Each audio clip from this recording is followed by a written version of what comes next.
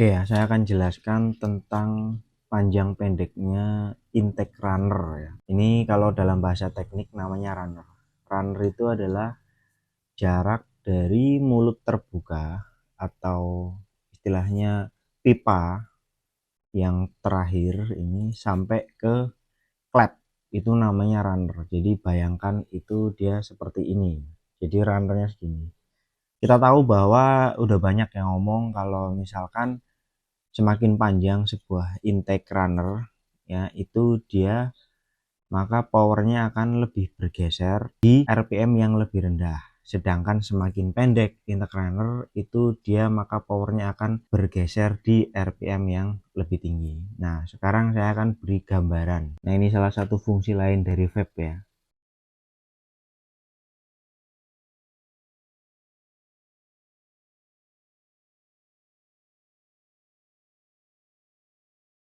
Nah, ya, gambaran tadi itu bisa kita lihat bahwa ketika velonya itu lebih pendek, maka kecepatan udara masuknya dia akan cenderung lebih cepat daripada yang panjang. Tetapi hal itu hanya simulasi ketika itu klep terbuka terus dan kevakuman terjadi terus. Tapi kenyataannya pada mesin klep ini itu pasti membuka tutup ya. Klep in pasti membuka tutup menyesuaikan dari namanya profil noken. Nah, anggaplah di sini itu ada udara ya. Udara ketika dia posisi diam, dia itu penuh.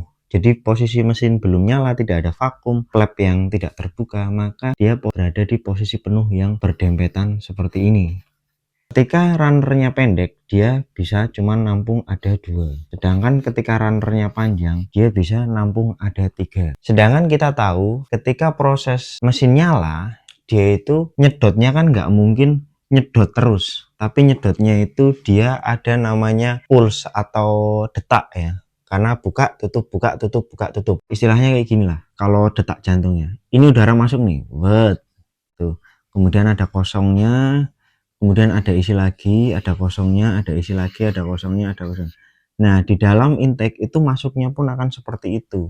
Nah, kenapa ketika yang panjang itu dia cocok untuk RPM rendah? Karena tidak memerlukan RPM yang lebih tinggi untuk memasukkan udara dengan jeda yang berbeda. Anggaplah jeda ini itu adalah RPM 4000. Nah, sedangkan di jeda 10.000 dia akan seperti ini, jadi lebih rapat lagi. Nah, semakin rapat antara udara dan jeda buka tutup klep, maka dia membutuhkan jarak yang lebih pendek lagi untuk udara itu bisa lebih masuk ke dalam ruang bakar. Nah, ini kita belum masuk ke tekanan fluida. Kita masuk biar kalian mudeng dulu basicnya. Anggaplah seperti ini kerapatannya ya, kerapatan segini. Itu hanya membutuhkan wadah sekotak sekian ini ya, panjang segini itu untuk bisa masuk segini di RPM yang 10.000. Tetapi jika jedanya lebih panjang, ini jeda sepanjang ini kita masukkan ke intake yang lebih pendek, maka dia mungkin akan ada di sini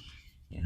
Di sini ada udara yang nggak bisa masuk atau belum masuk, tetapi jeda yang lebih panjang ini dengan jumlah udara yang sama itu akan lebih masuk jika intake-nya itu lebih panjang. Jadi segini, jumlah segini ya, anggaplah jumlah keduanya itu sama, tapi dia bisa masuk ketika intake-nya itu lebih panjang ya, di sini.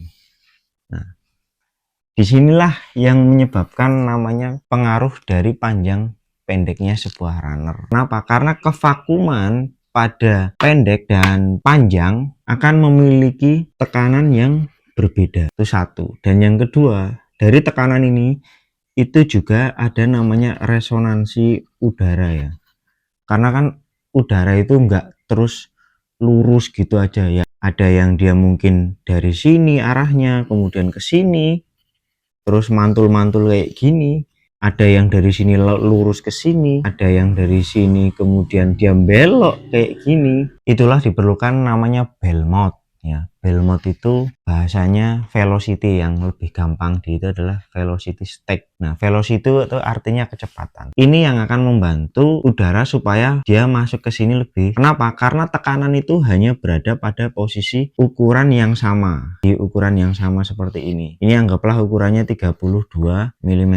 Maka ya tekanan hanya ada di sini, terjadi di sini ya, segini, selebar 32, tapi dia tekanannya tidak akan terjadi di sini, di luar dari intake itu sendiri, karena di sini itu udara bebas. Nah, udara bebas ini baru akan masuk ke sini ketika namanya ada negative pressure. Negative pressure itu apa? Sedot ya, sedot itu negatif. Kalau positif itu tiup, gampangannya logikanya gitu. Nah, disinilah dia, misalkan udara yang tadi ada di sini ternyata lurusnya ke sini, itu bisa dibelokkan di sini karena apa? Di sekitar area bell mouth ya, di sini di sekitar area bell mouth itu ada namanya tekanan. Tekanan sendiri itu karena dengan bentuk dari velo atau bell mouth yang dia tidak lurus ya, itu menciptakan negative pressure di sisi-sisi bell mouth-nya. Nah, ini kita ngomongin partikel dalam ukuran yang sangat kecil. Nah, ini ada nih udara tersedot kan, tersedot di sini. Udara yang di sini itu bisa masuk karena dia ada negative pressure yang masuk ke sini, set.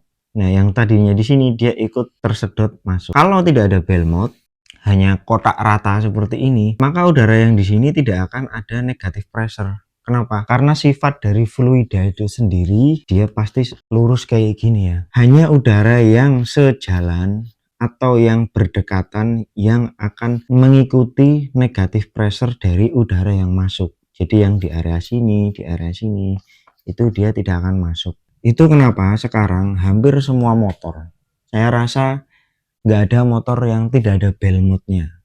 Mungkin hanya motor-motor tua, motor-motor karbu itu ya. Ya, misalkan di sini karbu, ya di sini karbu. Ya udah kayak gini tok, langsung ke filter yang bentuknya kayak gini. Corong ini yang membantu nanti menentukan karakter dari motor itu mau di RPM atas atau RPM rendah.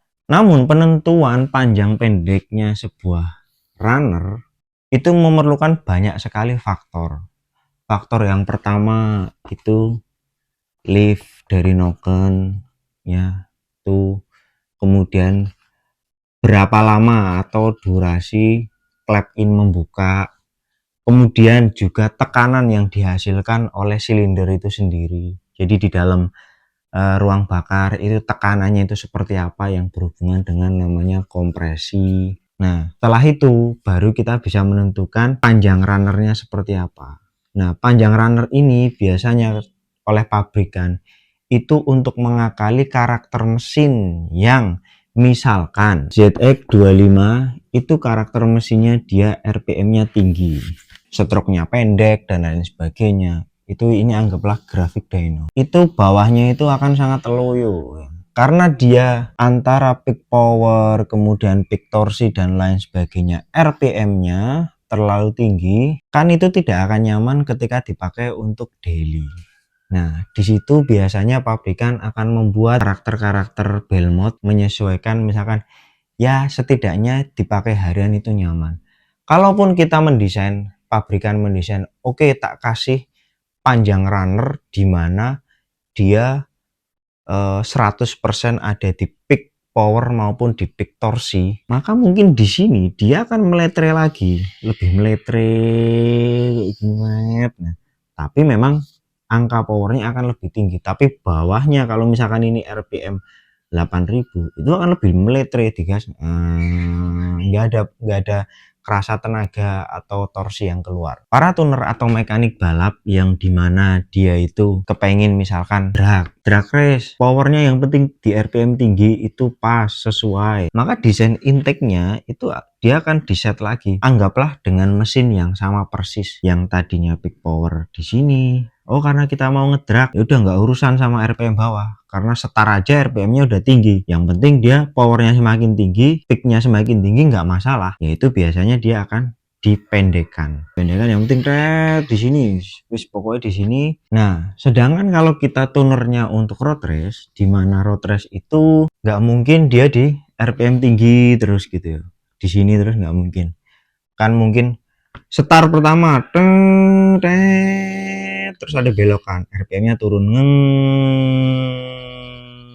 terus butuh torsi, gas lagi, tet, ngeng, tet, ngeng, ya gitu. Nah, itu biasanya akan didesain di tengah-tengah. Dalam artian apa? Ya nggak panjang, nggak pendek juga. Misalkan ini velonya CBR, kalau tadi velonya satu panjang, satu pendek, maka dia akan didesain di tengah-tengah di sini. Kenapa? Karena ya itu tadi, karena dia ada naik turun, maka dia memerlukan di sini. Nggak mungkin istilahnya road race itu tet sampai 14.000 misalkan 14.000, tapi turun sampai 2.000 kan tidak mungkin. Nah, jadi nggak mungkin dia harus memerlukan velo atau runner sepanjang itu, karena di 2000 ini ya udah gitu aja. Kalau sini berarti ngedrop kan gitu. Kan pasti dia misalnya dari 14.000 di 10.000. Ya itu tadi 10.000 terus naik lagi sih. Istilahnya jarang dia ngedrop sampai RPM 8.000. Gitu kan jarang. Paling kalau misalkan kita contoh di Sentul ya cuman di es kecil aja dia RPM-nya sampai 8.000 atau 7.000. Nah, tapi kalau buat harian ya, untuk harian misalnya nih harian jalan ngeng 4.000 ganti gigi, ganti gigi, ganti gigi, ganti gigi, ganti gigi. Terus tiba-tiba jalan kosong, teng, terus turun sampai ke 2000 karena udah nyampe rumah. Nah, dari depan rumah masuk ke dalam ya cuman gitu. Nah, itu kenapa desain intake runner setiap motor baik oleh pabrikan atau oleh tuner itu memiliki ukurannya masing-masing. Kan kita kepengen baiknya. Nah, baiknya itulah muncul desain di mana ya kan. Oke, saya cuman butuh harian ongkek ya, harian ongkek gitu ya, kadang ya harian, kadang ya ongkean kayak gitu. Ya, itu kita harus ambil ya di posisi panjang runnernya paling pas itu di angka mana. Dan riset untuk menentukan panjang runner ini itu lama ya. Kadang kita paling gampang adalah by data dyno, karena dari data dyno yang misalkan kayak gini. Nah, oke Mas, aku mau pesen velo tapi untuk drag race. Oh, berarti di area sini ini ada keriting-keriting gitu. Oh, berarti dia mintanya pendek. Tapi misalkan Mas, ini Mas grafikku kayak gini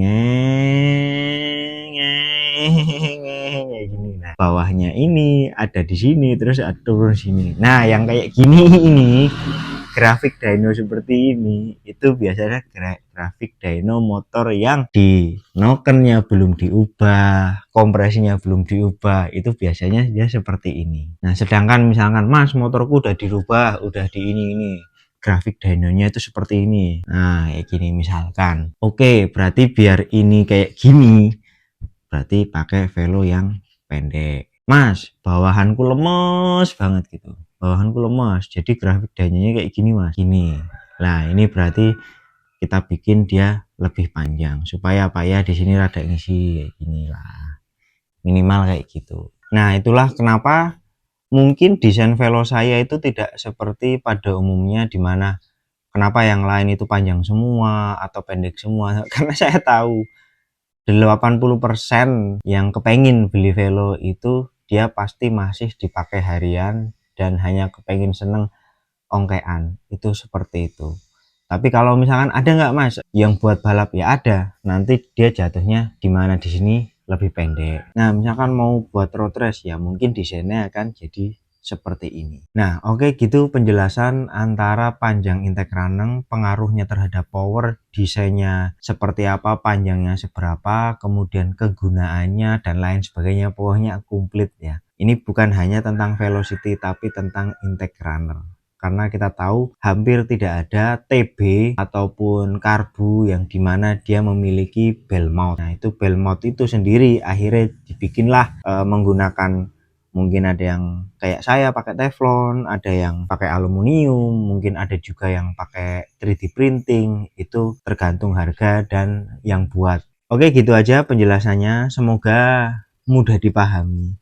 Jika sulit dipahami, silakan tanyakan. Kalau misalkan kalian merasa ilmu ini bermanfaat, silakan kalian bagikan. Sampai jumpa di video selanjutnya. Stay young, right vibes.